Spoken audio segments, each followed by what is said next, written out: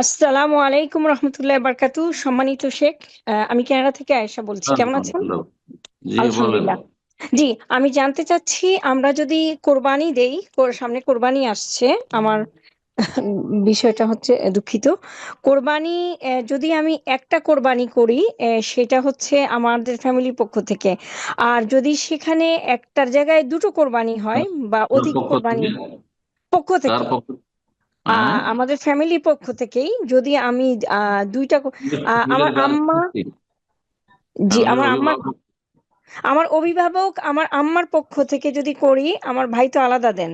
তো আমার আম্মার, আমাদের অভিভাবক হচ্ছে, সেই ক্ষেত্রে কি মৃত্যু ব্যক্তি, আমার আব্বা এবং সবাই কি ওর ভিতরে ইনক্লুড হবেন? আর দ্বিতীয় হচ্ছে, মানে মৃত্যু ব্যক্তি, জীবিত ব্যক্তি, মেয়েদের পক্ষ থেকে করা যায় কিনা, মানে আমার আম্মার পক্ষ থেকে। আর দ্বিতীয়, এটার সাথেই হচ্ছে রিলেটেড, যে একটার অধিক যদি হয়ে যায়, একটা যদি দেশে দিই আর একটা যদি এখানে দেই, তাহলে কি দুইটাই কি কোরবানি হিসাবে গণ্য হবে, নাকি একটা সাদাকা হয়ে যাবে, একটা কোরবানি হবে?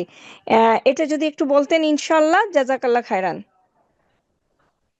কোরবানি যদি আপনি একটি দেন, আর আপনি মহিলা মানুষ, হয়তো পুরুষ নেই সংসারে, তাতে আপনার সংসারে আপনার মা আছে, আপনি আছেন, জীবিতদের পক্ষ থেকে দেবেন, তার সাথে মৃত যারা আত্মীয় স্বজন রয়েছে তাদের সকলকে সামিল করতে পারবেন। সাইফুল হোসেন রাহিমাহুল্লাহ বলে, কান মেয়ে, যদিও তারা 100 বা তার অধিক অধিক হয়।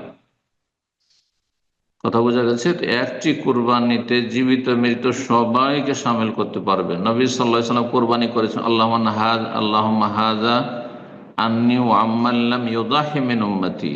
এই কোরবানির পশুটি আমার পক্ষ থেকে এবং আমার উম্মতের যারা কোরবানি করেনি, করতে পারেনি, তাদের সবার পক্ষ থেকে, হাজার হাজার লক্ষ লক্ষ মানুষের পক্ষ থেকে।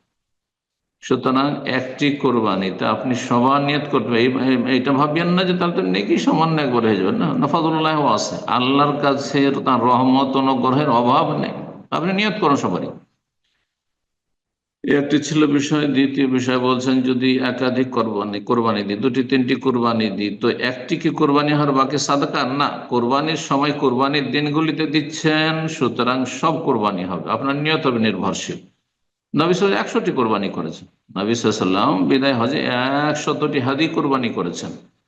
তো অথচ হজে তামাত্তু বা কেরানের জন্য একটা ওটের 7 ভাগের 1 ভাগে ওয়াজিব আদায় হয়ে যায়, বাকি তার 99 প্লাস 7 ভাগের 6 ভাগ সবগুলি নফল ছিল। বুঝা গেছে? কিন্তু সেটি কোরবানি, সাদাকা নয়। একজন 10টি 20টিও যদি কোরবানি করে, কিন্তু দেখেন এত নফল কোরবানি না করে, আজকাল মানুষের অভাব রয়েছে, অনেকের অভাব রয়েছে, চিকিৎসা করাতে পারে না, লেখাপড়া করাতে পারে না, গৃহহীন হয়ে রয়েছে, এতিম বিধবাদের দেখাশোনার প্রয়োজন রয়েছে, ইসলামের খেদমতে ব্যয় করার প্রয়োজন রয়েছে, মসজিদ মাদ্রাসা অনেক জায়গায় কায়েম করার সময় পশ্চিমা দেশে মসজিদের প্রয়োজন রয়েছে, মসজিদ নেই, মানুষ সেখানে সালাত পড়ার জায়গা পায় না, যার ফলে বেনামাজি অনেকে হয়ে যাচ্ছে ওই সব দেশে গিয়ে। এগুলো অনেক বেশি গুরুত্ব রাখে, আপনার এই নফল কোরবানি যেতে অনেক বেশি গুরুত্ব রাখে, যে আপনি যে দেশে আছেন, পশ্চিমা দেশে, আর সেখানে মসজিদ নেই, ইসলামিক সেন্টার নেই, ইসলামিক প্রতিষ্ঠান নেই, ইসলামী শিক্ষার ব্যবস্থা নেই, সেখানে সেগুলিতে খরচ করবেন। এই কাজগুলি করা অনেক সময় ফরজ, শুধু সুন্নত, নফল না। আর আপনার অতিরিক্ত কোরবানি করা নফল কাজ। সারা জীবন যদি শুধু একটি করে খাসি কোরবানি করেন, গরুও করলেন না, বড় কিছু কোরবানি করলেন না, তবু আপনার কোরবানির ওয়াজিব আদায় হয়ে যাবে, বা সুন্নাতে মুআক্কাদা আদায় হয়ে যাবে। যারা ওয়াজিব বলছেন ওয়াজিব, আর অধিকাংশরে সুন্নাতে মুআক্কাদা বলছেন, সুন্নাতে মুআক্কাদা আদায় হয়েছে। জি, এই জন্য যেখানে বেশি গুরুত্ব সেখানে খরচ করেন। তবে যেমনটা বললাম, যে একজন কয়েকটি কোরবানি নিয়ত করতে পারে, কোনো অসুবিধা নেই।